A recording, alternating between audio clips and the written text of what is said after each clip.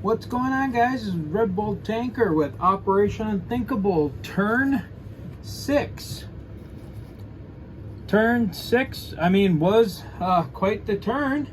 So let's get right to it. Alright, starting off on the calendar event.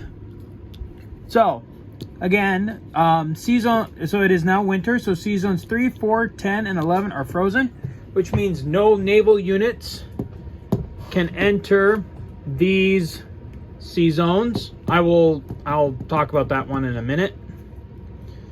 And then Italy joins NATO, which it already did because it was invaded by the Soviets 2 turns ago. And then the Soviets get to deploy their Far Eastern forces and add 5 income to the IPC chart. So they did that. And then they had initially deployed all their Pacific forces here in Moscow and here in Stalingrad. All right. So starting off, the Allies once again won the initiative. On the attack, the US took one of their tanks and blitzed into Estonia and Latvia, which added a +1 here to Finland. So we had to stop the game. And Airsoft Commando had to roll 1d6 at 4 or less. He got a 1, which means Finland joined the war.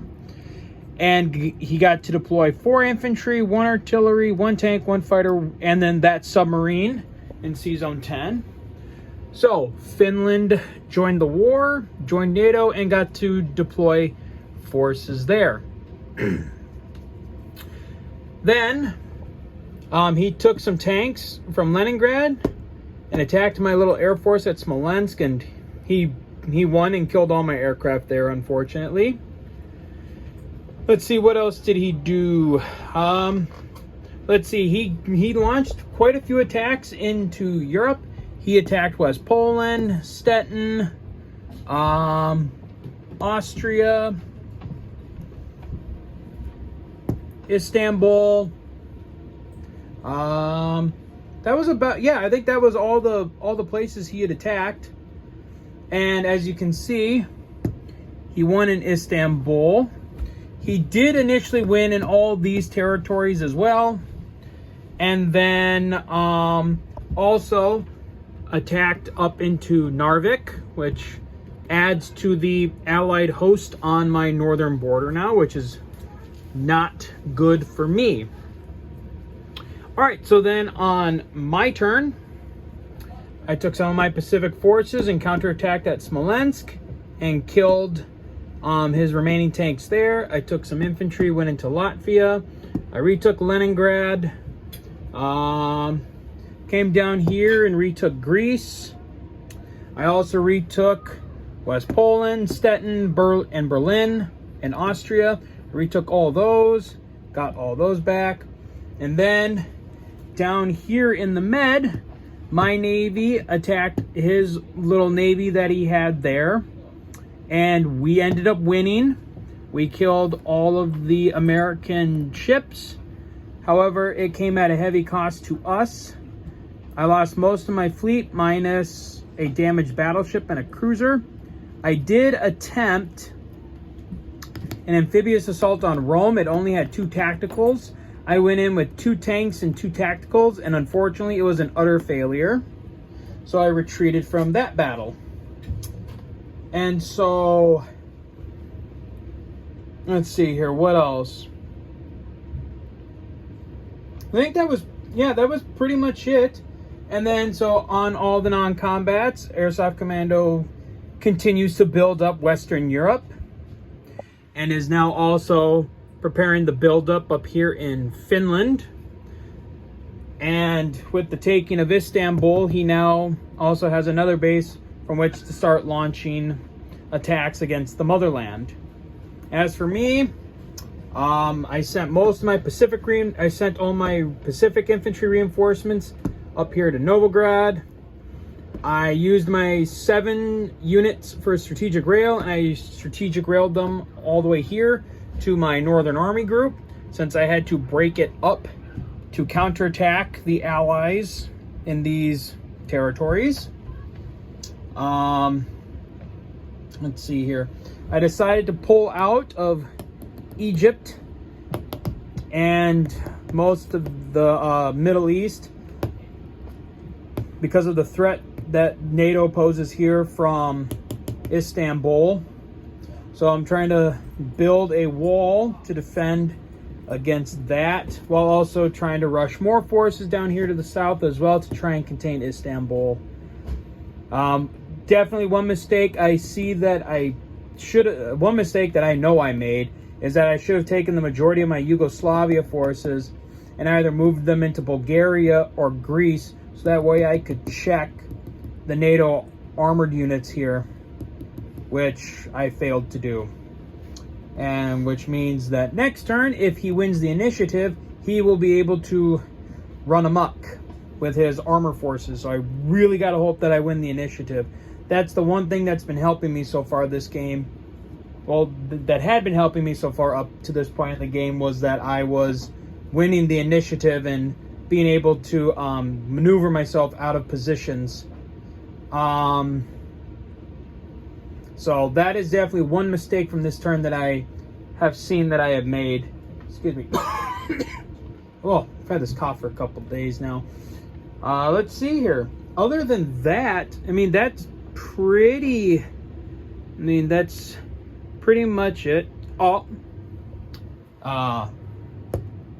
Just for funsies, it's only on here on the map. It's not actually part of the actual game. I just got this piece today. This is the USS Nimitz. I had it, it was custom painted by the YouTuber Flack88. I will put a link to his channel in the description. Some really great videos. He's been one of the playtesters for Historical Board Gaming's Global War 1985. And I highly recommend you guys watch those videos. And, I plan to get that game when it comes out. It looks amazing. And I can't wait to play it. Flack88 did a really good job painting this. I'm hoping that maybe later in the future I'll be able to send him some more naval ships to paint. He got some really good detail on it, the grease marks, all that. I'm really happy with this. But so, just as a joke, when I got it, I took a picture of it and sent it to Airsoft Commando, and I made a final countdown reference where I said, oh look, a wormhole has opened and the USS Nimitz has now shown up in the Atlantic in December 1945. So what is he going to do now that he has a nuclear supercarrier in his military? Which he doesn't actually. We're not, like I said, it's not actually going to be part of the game. Though, from what I understand, the stats for the games in it, or for the game, for 85, I think its stats are, actually, no, because they use D12, so I'm not even sure what the stats are for it. But I'm sure for Axis and Allies, it'd probably be attacks on a 2, actually gets an attack value, because normally in Axis and Allies carriers don't have an attack value. So it probably would have an attack value of 1, a defensive 2, and it could carry 3 aircraft, and actually probably could move 3 spaces and then 4 with a naval base, since it's a nuclear powered carrier. All right, so then deployments. He deployed most of his forces here in Western Europe and in London. I deployed mainly here in Eastern Europe and put a couple things over here in Moscow and trying to reinforce the Middle East area as well.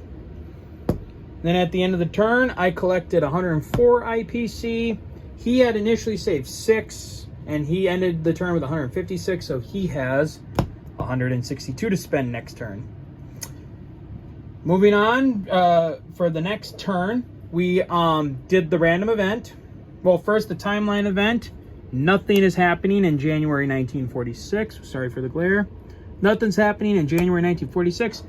And the random event is that the UN condemns atom bomb +1 requirement for all atom bomb rolls, which doesn't really make sense, because especially like if you get right here, you know, Allied Atom Bomb, roll 1 to 2 to unlock it. Like, if you're adding a +1 to everything, that means that you get the atomic bomb on a 3 or less, which I feel like this is supposed to be a negative thing, which means I feel like it would say -1. So now for this, he can only roll a 1 to achieve an atomic bomb, and then a 2 or less, 3 or less, 4 or less, 5 or less. You get the picture. You get the idea. But the rule book for this game, it leaves a lot open, and a lot of it is ambiguous and isn't clear. I feel like if any of the designers watch any of these videos, it might be time. I would ask maybe if they would consider doing a version 2 update of their rule book, because there's, like I said, there's quite a bit in the rules that are kind of there are certain aspects that we've come into in this game where, like, the rules aren't clear on what actually is supposed to happen. So we're kind of having to try and interpret and kind of come up with our own thing as to what actually happens for the game. But all right, so that is it for turn 6 of Operation Unthinkable, and we will see you guys next time for turn 7. So until then, guys, take care.